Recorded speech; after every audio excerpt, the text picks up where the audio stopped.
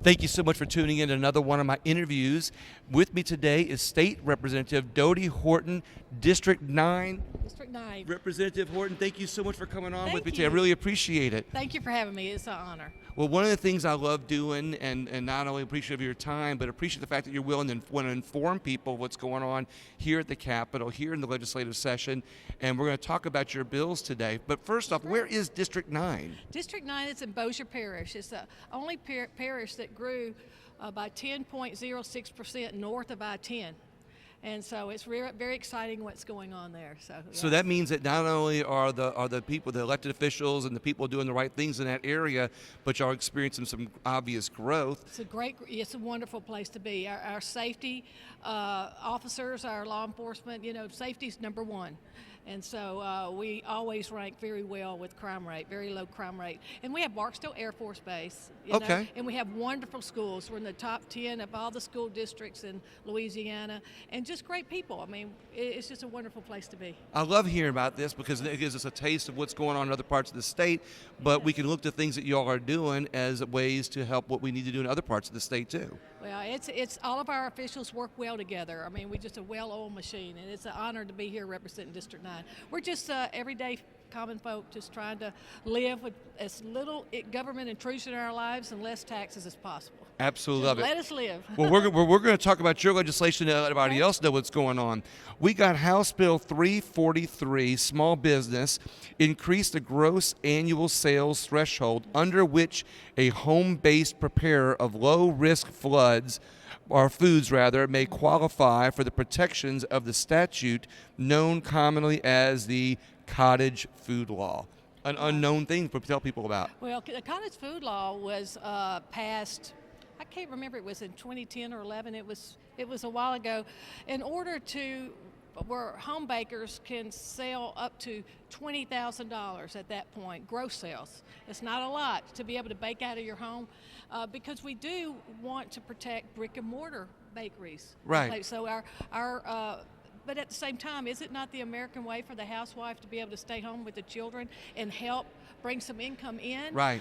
But $20,000 gross is very low. Our home bakers, they just can't even buy the ingredients and make any living at all. So we wanted to increase that. And this bill, particular bill number, I withdrew that because the cap, I put the cap at raising it to $50,000, but my constituents felt that it would be more appropriate to raise it to $100,000 gross. Okay. And so I pulled that bill and then resubmitted another one with the proper the desire of so we'll repeat that one here in just a Yeah, second. But yeah. one thing that comes to my mind when you say that about home-based businesses is that it's the home-based businesses and the people that are working out of their homes that oftentimes become the brick and mortar store Correct. elsewhere, and competition is healthy in an environment that might be able to help some of those brick and mortar stores. So if people are now Right. they're going to the home-based business,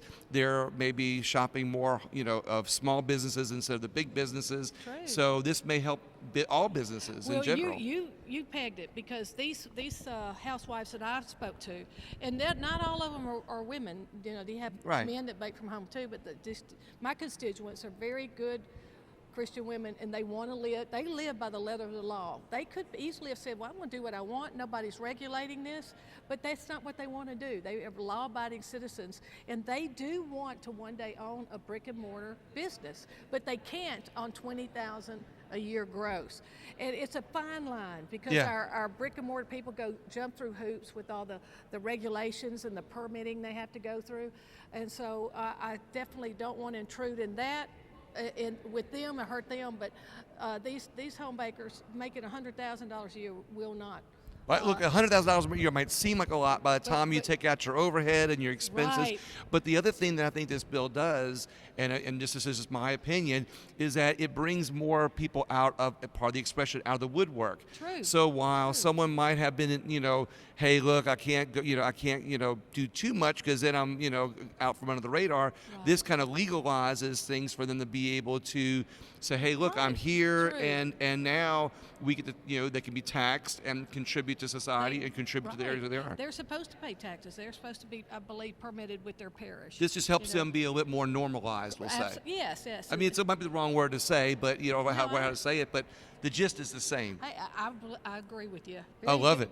Very good description. Well, you got House Bill 534, Highway Interstate, designs a portion of Louisiana Highway 527 in Bossier Parish as the Jesse Henry Memorial Highway. Yes, we're going to designate the Bossier portion of that. He was a South Bossier firefighter, 28-year-old that died tragically in a line of duty by he was doing some general maintenance on a fire truck that went awry, and I mean it's just tragedy for our area. I mean, a wonderful father and a wonderful patriot. He was a veteran, and he gave back to the community through helping children, have a place to go after school. And he had organized a charitable organization to help with their school supplies.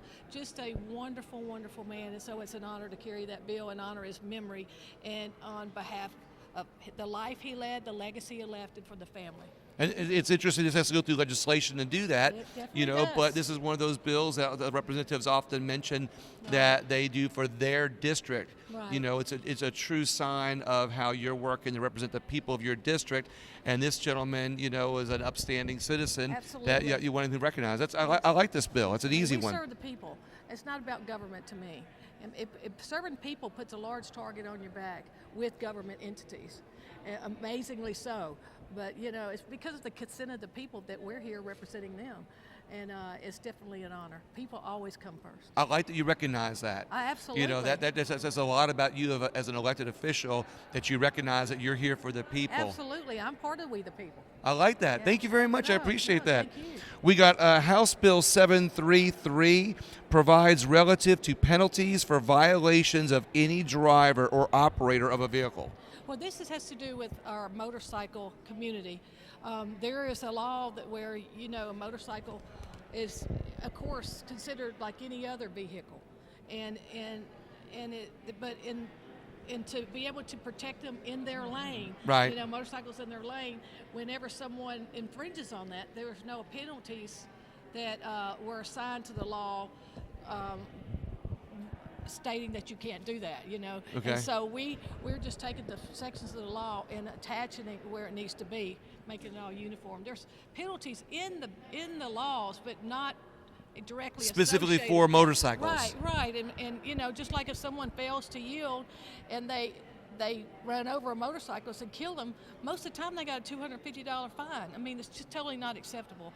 So we just have to make sure that the law does exactly what we want it to do, because we all know driving is a defensive measure Right. these days, and especially for the motorcyclists. So. What's interesting is, there's laws that protect pedestrians, on the road, Sure. so to speak. Yes, it should. But I haven't ever heard of a law that protects a motorcyclist specifically on the road, even though there's motor vehicle driving laws, Right. but one is specific for them. And so this, you're saying, protects them. Absolutely. So would this law be added to the driving manual, I guess? Well, or? it's already there. The law's there. We just had to put the penalties to Okay. attach for the So this violators. puts teeth into the law. Correct. Okay. Right. All right. I like the that. way you do. You go, William. Oh, well, I talk to a lot of representatives, and so Yeah, I get to learn a lot Yes. too, and I just try to point that out to people. So we got House Bill 837, provides relative to discussion of sexual orientation and gender identity in public schools.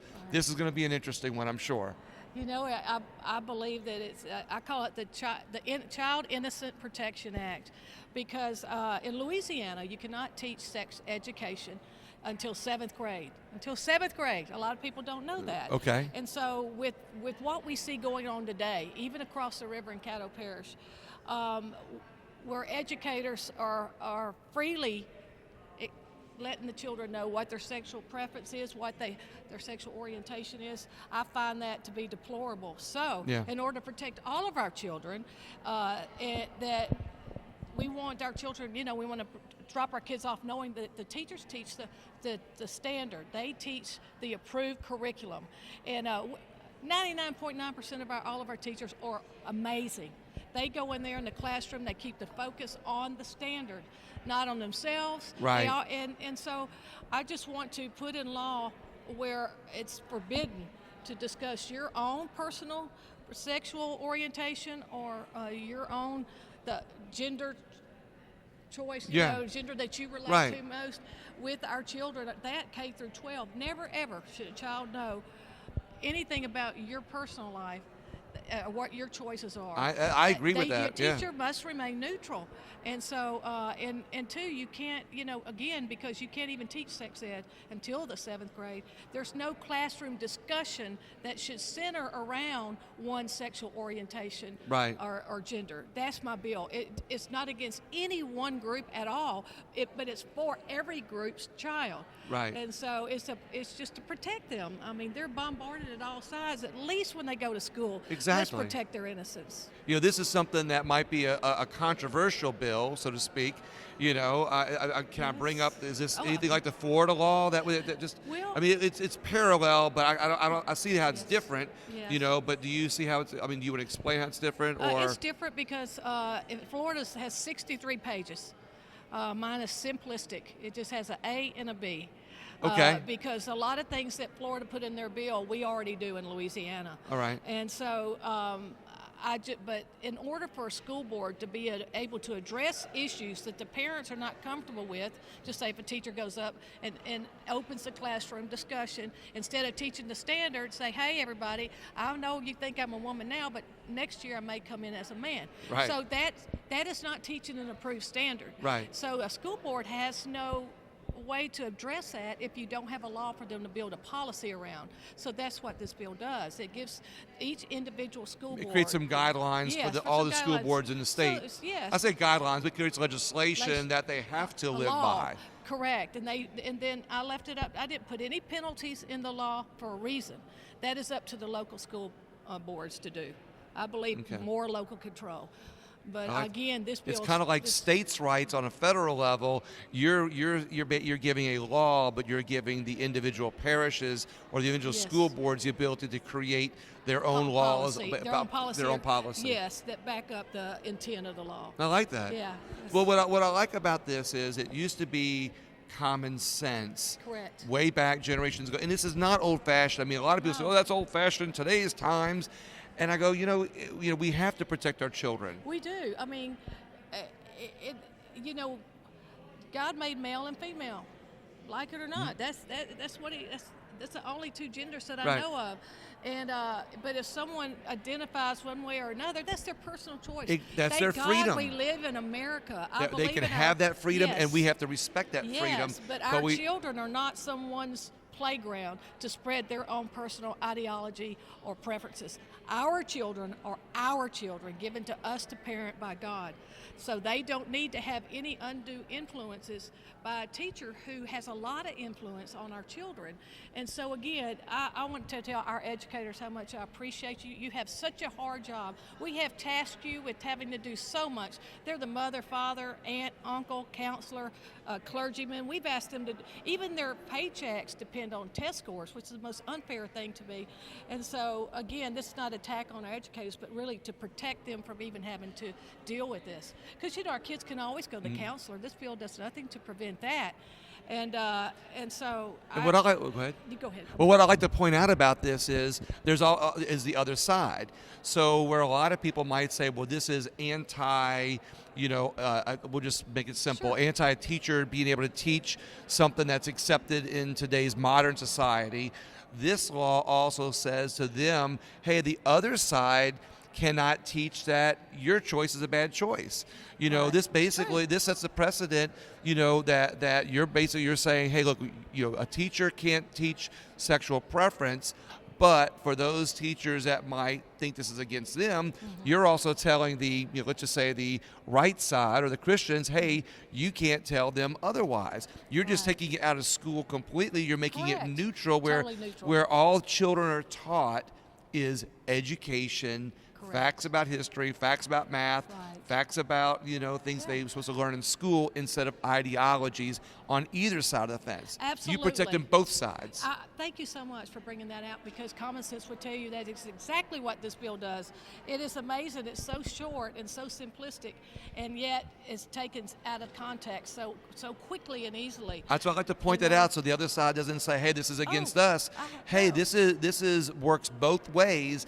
And a lot of this legislation, like I did with Charles Owens yesterday, we so his legislation about free speech, and I said, look, it works both ways. Absolutely. When we protect Yeah. free speech on one side, it protects it on the other side, no matter course. what the narrative is. Yes. We got House Bill, let's see, that was 537.